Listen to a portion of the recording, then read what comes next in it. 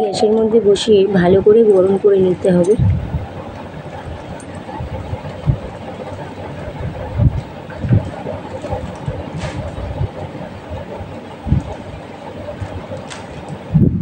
এবার দেখো ফ্রেন্ড, কড়াইটা গরম হয়ে গেছে। এবার শুকনো কড়াইতে আমি সিমুইটা দিয়ে দিলাম।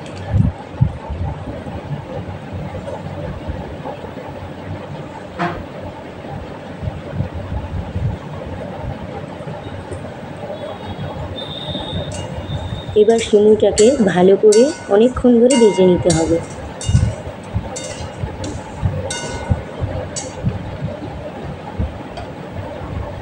আমি সিমুইটাকে ভালো করে অনেকক্ষণ ধরে ভেজে নিচ্ছি।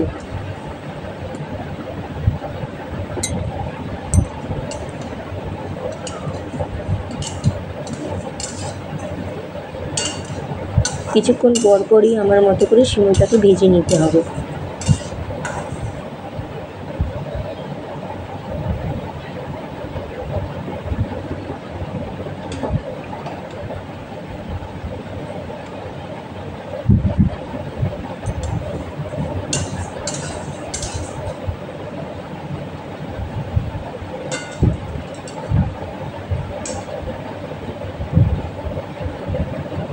এবার সিমুইটা আমার লাল লাল ভাজা হয়ে গেছে। এবার আমি এর মধ্যে পরিমাণ মতো দুধ অ্যাড করছি।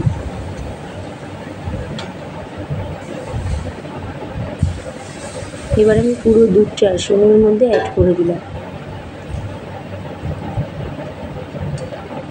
এবার আমি দুধটা সিমুইয়ের সাথে ভালো করে নেড়ে নিচ্ছি।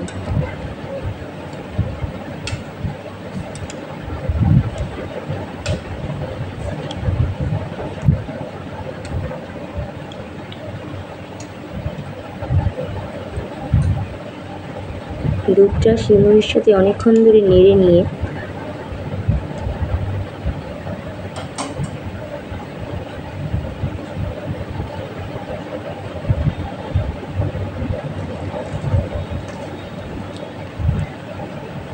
এর মধ্যে এবার পরিমাণ মতো বাতাসা অ্যাড করছি।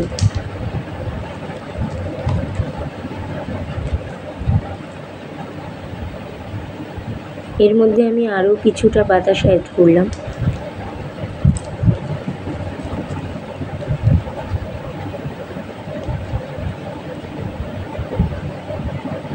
আরও সামান্য কিছু বাতাসাও আমি এর মধ্যে অ্যাড করলাম। এবার সিমুইটাকে ভালো করে অনেকক্ষণ ধরে দুধের সাথে নেড়ে নিতে হবে।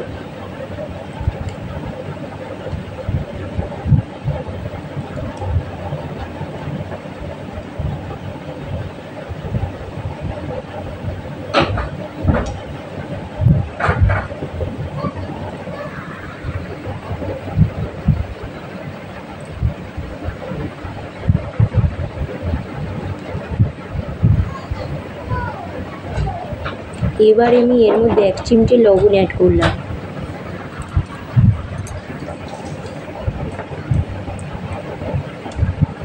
এবার আমি আরও অনেকক্ষণ ধরে সিমুইটাকে ভালো করে দুধের সাথে ভেজে নিচ্ছি।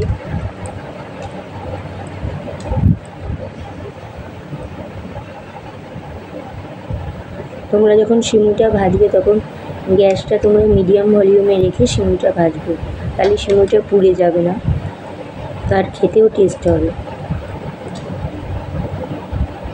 সিমুইটা তোমরা বারবার ভাজবে, অনেকক্ষণ ধরেই ভাজবে, নাহলে সিমুইটা পুড়ে যাবে।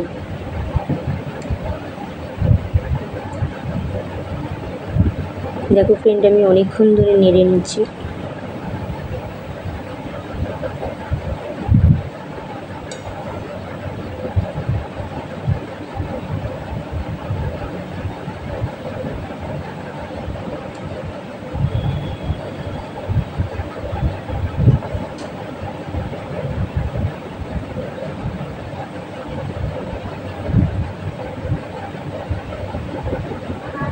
এবার আমার সিমুইটা কিছুটা হয়ে এসছে।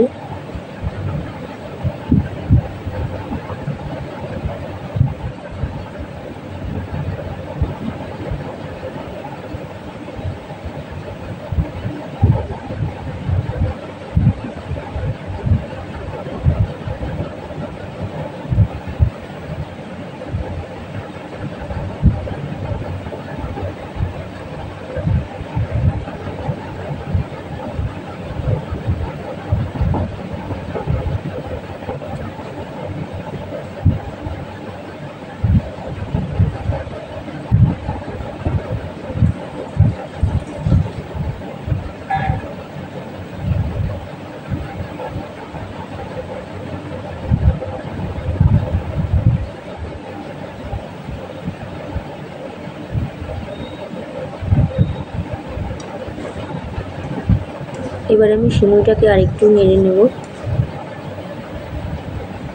নেড়ে নিয়ে এবার গরম সিমুইটা একটি বাটির মধ্যে আমি ঢেলে নিচ্ছি।